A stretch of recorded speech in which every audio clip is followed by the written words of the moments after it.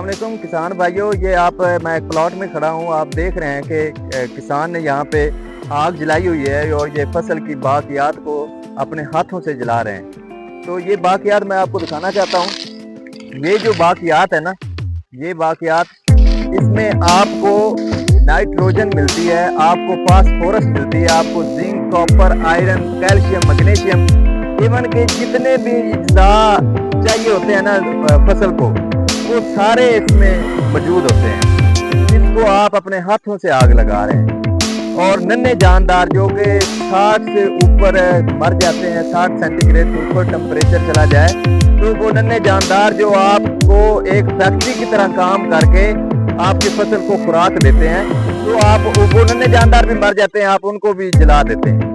یہ نقصان تو اپنی جگہ، اور سب سے بڑا نقصان کہ آپ نامیاتی مادہ جلا رہے ہیں، آپ فاسفورس اور نائٹروجن، مائکرو نیوٹرینٹس بھی جلا رہے ہیں، اور ساتھ میں کسان دوست کیڑے جو آپ کی فصل کو بیماریوں سے محفوظ رکھتے ہیں، وہ آپ ان کو بھی جلا رہے ہیں۔ خدارا رحم کریں اور اس نامیاتی مادہ کو نہ جلائیں، اور اس کو روٹا ویٹر یا ڈسکن چلا کے زمین کا حصہ بنا دیں، اور اگلی فصل میں آپ کی پیداوار اس سے بھی ڈبل ہو جائے گی۔ تو امید کرتا ہوں آپ اس پہ عمل کر کے اس سے فائدہ اٹھائیں گے۔ آپ سب کا بہت شکریہ۔ اللہ نگہبان۔